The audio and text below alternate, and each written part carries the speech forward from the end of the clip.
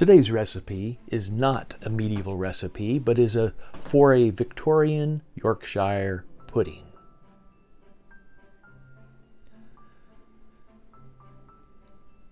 In addition to the medieval time period, I also am a fan of the Victorian period, and my parlor is even decorated in the Victorian fashion.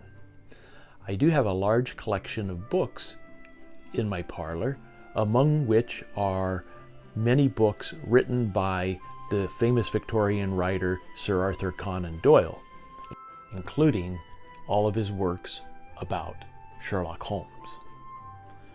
I also have many other volumes about Sherlock Holmes written by other authors, and the other book Conan Doyle wrote besides the Sherlock Holmes stories.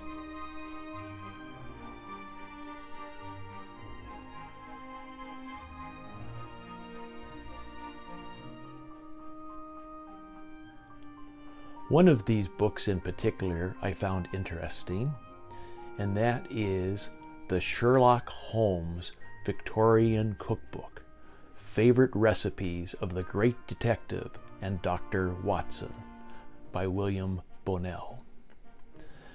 Now, this book didn't have a specific recipe for Yorkshire pudding, but I did find one in The Art of Cookery Made Plain and Simple by Hannah Glass.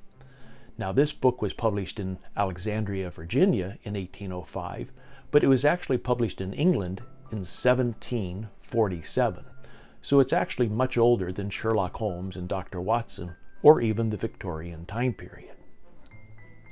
The recipe is for a pudding, which is not an American pudding that we think of as the dessert, but it's actually a breaded pudding that's used as a dish to accompany meat.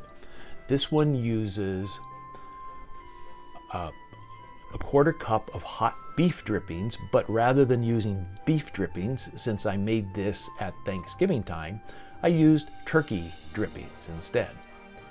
Plus, it also has 2 eggs, 1/4 teaspoon of salt, 1 cup of milk, and 1 1/4 cups of all-purpose flour.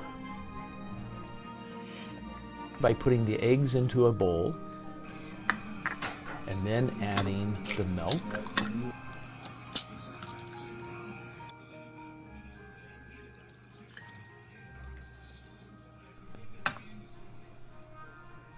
and the salt,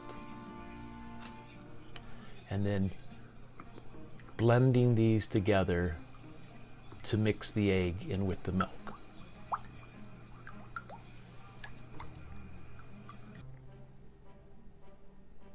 Then slowly added the flour, a little bit at a time. So here's the 1/4 cup of flour. I'll mix that in.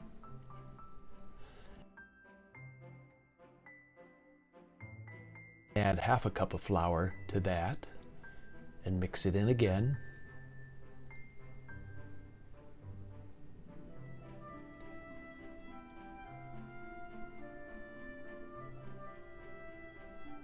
And finally, the rest of the flour.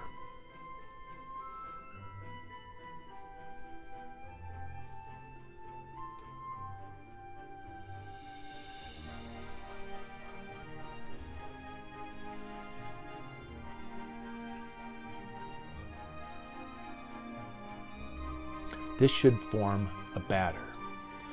Then I used the 1/4 cup of hot turkey drippings from the turkey pan, and I poured that into each of 6 cast iron baking trays. The batter was poured into those, and then it was placed in the oven at 400 degrees Fahrenheit.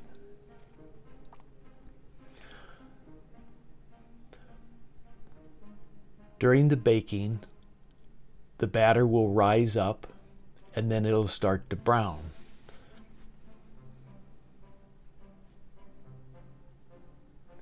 Reduce the heat at this point to 350 degrees and bake for about another 10 minutes so that the tops of the Yorkshire puddings are turning brown. At this point, remove them from the oven and let them cool a little bit, and then you can take them out of the pan. These are served up along with the roasted turkey and dressing, some green bean casserole, and sweet potatoes, mashed potatoes, and Brussels sprouts with bacon. We serve these on a set of dishes that is actually a Victorian pattern called the Old Curiosity Shop, based on the Charles Dickens stories.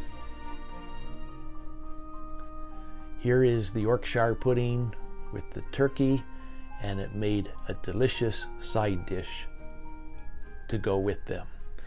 They're crusty on the outside, soft on the inside, light and airy with the flavor of the turkey. And you can use these with beef, or with turkey, or with any other meat.